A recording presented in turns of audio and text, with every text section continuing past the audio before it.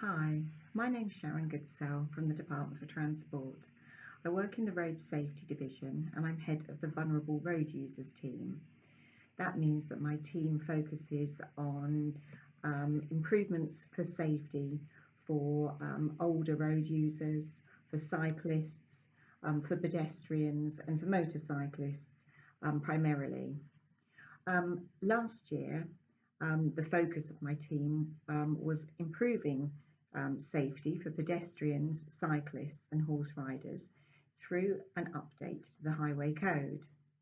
So I'm going to talk to you a little bit about that consultation, the improvements, where it came from, and just provide some background.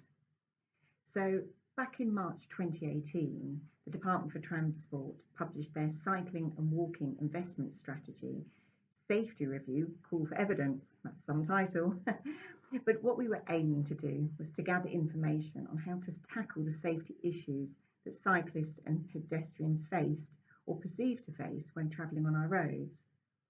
One of the key priorities that came out of that was a call to update the Highway Code.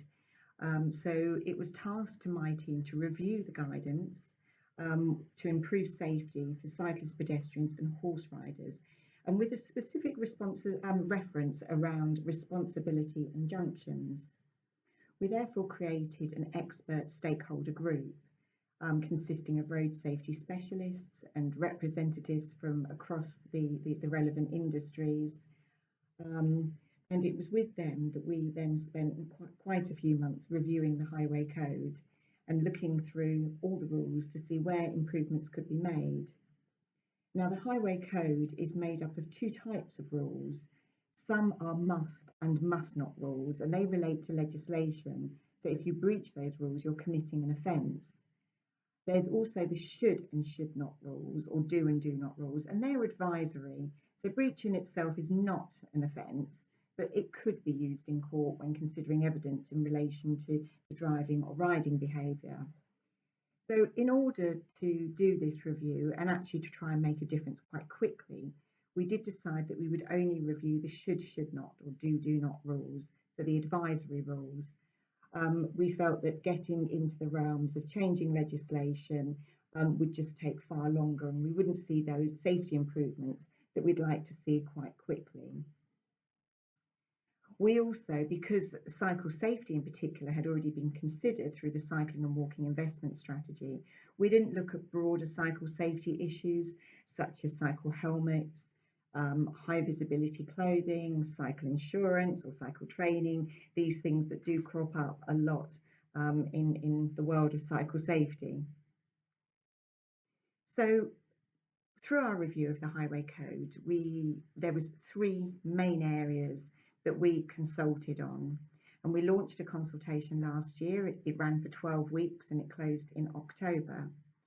But the three areas were introducing a hierarchy of road users, and that's to ensure that those road users who can do the greatest harm have the greatest responsibility to reduce that danger they may pose to others. We also looked to clarifying the existing rules on pedestrian priority on pavements, and that drivers and riders should give way to pedestrians crossing or waiting to cross the road. And we also looked to establish guidance on safe passing distance and speeds when overtaking cyclists and horse riders, and ensuring that they have priority at junctions when travelling straight ahead. So just to tell you a little bit more about them, the objective of the hierarchy of road users is to not give priority to pedestrians, cyclists and horse riders in every situation, but rather to ensure a more mutually respectful and considerate culture of safe and effective road use that benefits all road users. And it's very important to remember that it doesn't detract from the requirement for everyone to behave responsibly. Within the introduction of the Highway Code, we've proposed to add in new text that explains what the hierarchy of road users is. We also have created three new rules which have been numbered H1, H2 and H3. So H1 is around establishing responsibility, H2 is creating clearer and stronger priorities, particularly at junctions, and clarifies where pedestrians have rights of way. And it emphasises where road users should also give way to pedestrians crossing the road, and introduces the obligation for drivers and riders to give way to pedestrians waiting to cross a side road or a junction. And then new rule H3 puts a requirement on drivers to give priority to cyclists when they are turning into or out of a junction or changing direction or lane, just as they would to other motor vehicles. And it just really clarifies that they shouldn't cut across the path of a cyclist going straight ahead. There was some minimal changes further on in the highway code. So thinking about the chapters in turn, rules for pedestrians, again, we clarified what I have just spoken about. The rules about animals, we're encouraging horse riders to take a bit more training if they are less experienced on the roads. The rules for cyclists was the area where we had the majority of the changes, as you can imagine. So as well as introducing those new behavioural advice, we were also updating the highway code to reflect cycle routes and cycle facilities like the advanced stop lines and cyclist traffic signals, and things that actually haven't been reflected in the highway code previously. We were also suggesting positioning for that cyclists should be adopting to keep them safer at junctions. And obviously this advice being in the highway code means that all road users should be aware of it, so they would know where a cyclist should be positioned. Some of that we've then sort of reinforced those rules in other chapters throughout the highway code. Anyway, moving forward, the consultation, as I mentioned, closed in October. We were overwhelmed. We had 21,000 responses, or nearly 21,000 responses, which is actually a record for the Department for Transport. So it's taken my team quite a while to go through all the analysis, particularly the comments we received. So the survey was developed in a way that was quite binary. So we were basically asking people if they agreed or disagreed with the introduction of a new rule. If they agreed, they would simply skip to the next question. If there was a disagree, we would then ask why. So where people disagreed, we had comments to go through, and we had a lot of comments, but it was also worth remembering that those comments, because they were only asked them when people disagreed, could be largely negative in what they said. We also had to be quite proportionate in the way we analysed the feedback, as we had an overwhelming response from the cycling community, which was great.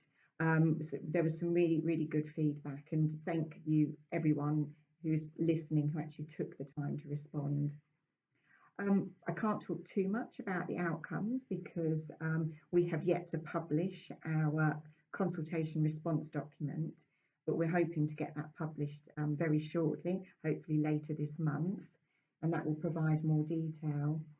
But looking at the statistical response, it's fair to say that the majority of respondents were in favour of all of the changes that were proposed, believing that they really will improve safety for cyclists, pedestrians and horse riders, and also that they're very timely as more people are embracing more active modes of travel. Certainly cycling and walking, we have seen on the increase, particularly with COVID, and feedback emphasised the importance of offering greater protection to those road users. So when I say respondents were in favour, our agree percentages ranged from 68% being the lowest up to 96% agree. So very strong percentages agreeing with these rule changes. However, I mentioned the comments, and we felt that we needed to carefully consider that feedback and those comments. And we also felt that there would be some very valid points raised, which indeed there were. So we have gone through all of the feedback and we have got to the stage where we have identified where there's rules that we feel we probably will introduce, but we need to refine the text further. We need to look at the alterations, and we need to consult again with our expert group and with our lawyers and with our traffic engineers and determine if there's any further changes that we need to make. So on that, that's the stage we're at now. Hopefully you will see in a bit more detail very shortly the full response. And we're over the summer, we'll be working to finalise that with the plan to lay the changes before Parliament in the autumn.